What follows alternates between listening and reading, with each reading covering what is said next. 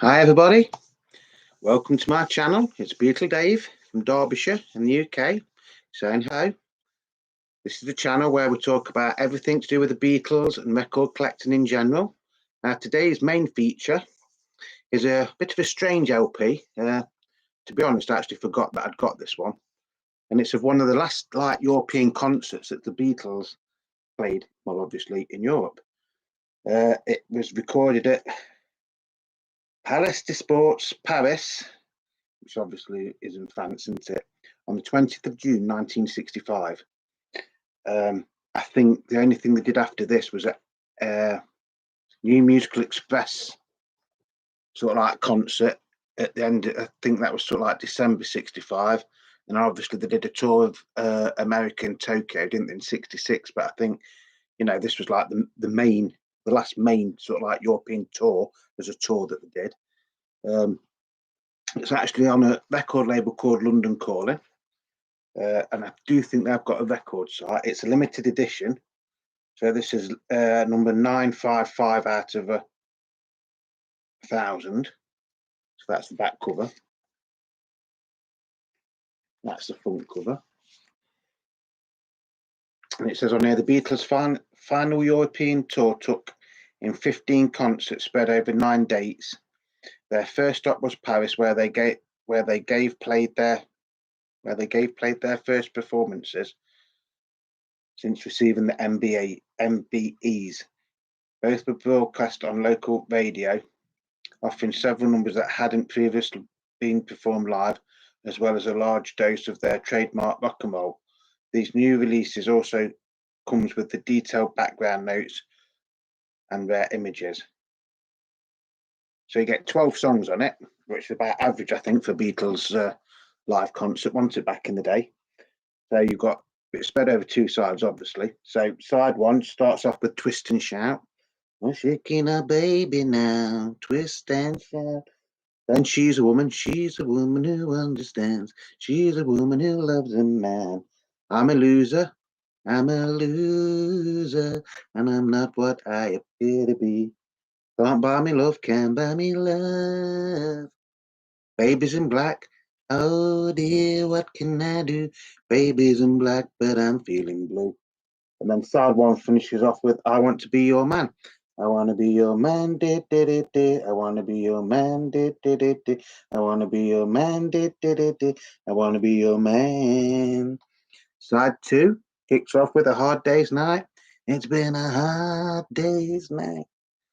Then it's followed by Everybody's Trying to Be My Baby.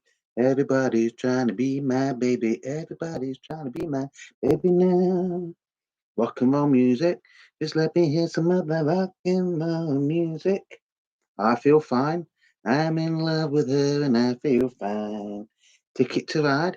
She's got a ticket to ride.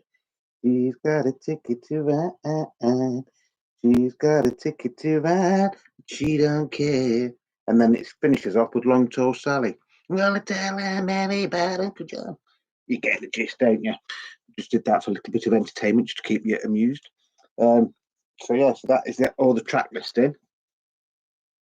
Now, one thing that I've noticed, right, so this is a limited edition, hand numbered, 180 gram, coloured vinyl, full colour inserts.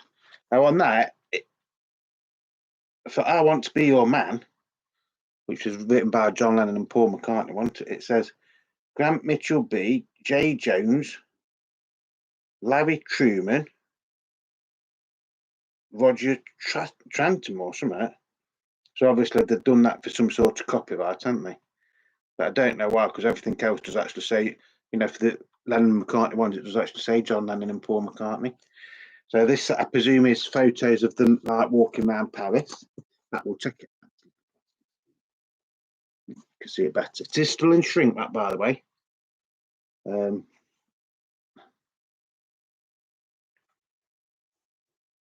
the catalogue number is LCLPC 5026. Now I'll be able to see that better there.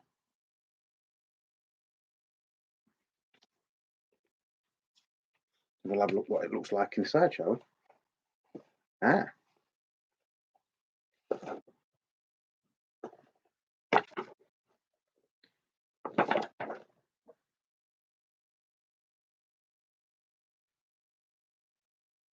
So there's like little sort of like bit of background information to the concert.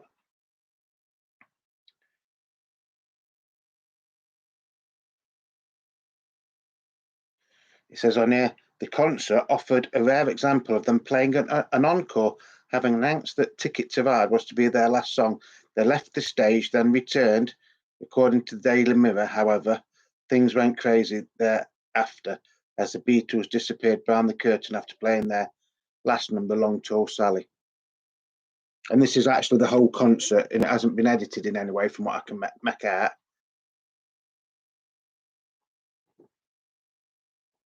You get that. And then this is quite nice.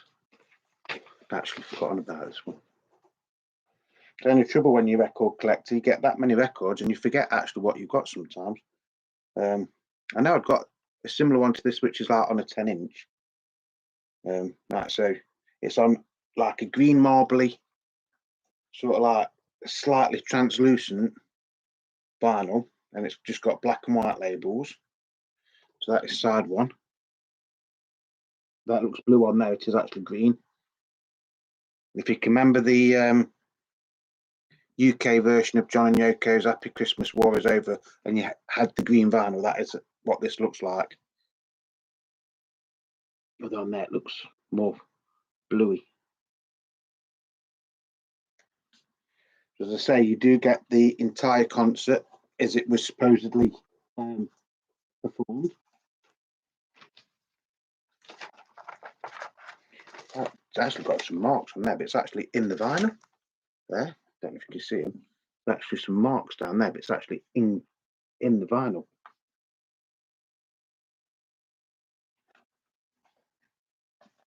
I can't remember what I paid for it. I cannot remember what I paid for this. It's nice to have things like this, isn't it, as well, to be honest.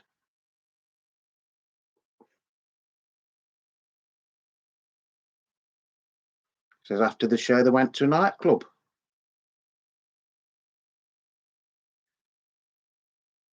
Where they partied till the wee small hours.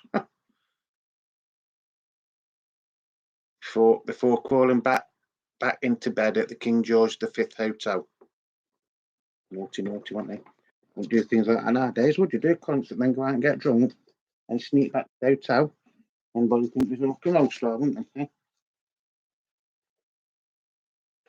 So yeah, I do think that you can actually. I don't know if you can still get this, but I do know that this label, London Calling Records. Well, this was from 2019, by the way. This LP.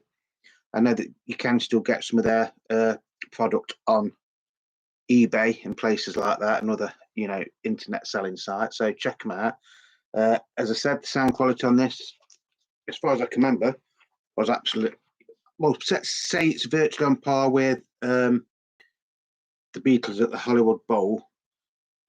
Maybe just slightly under the quality of that, but it's better than the quality of the Star Club tapes, if that makes sense. So, if you're saying it was live, it always surprises me that there wasn't more sort of like live Beatles albums that came out. I mean, in the UK, we had to wait till 1977 to get the Hollywood Bowl concert, didn't we? Which was from, and then that was two concerts edited together, wasn't it, from 64 and 65. Like I say, I know there's the Shea Stadium concert. I think you can get a bootleg in America, but you can't get it in the UK. And then there's things like this. There's things they did in Germany. There's one that did it Tokyo, the last concert they did Tokyo. And I think, I'm not 100% sure, but I'm sure I've read somewhere that the last concert they did, as the mop tops, as like they were here, to a paying audience, was it Candlestick Park in 1966 in America? I think there's supposed to be some sort of version of that out in America somewhere. I mean, I've never heard it.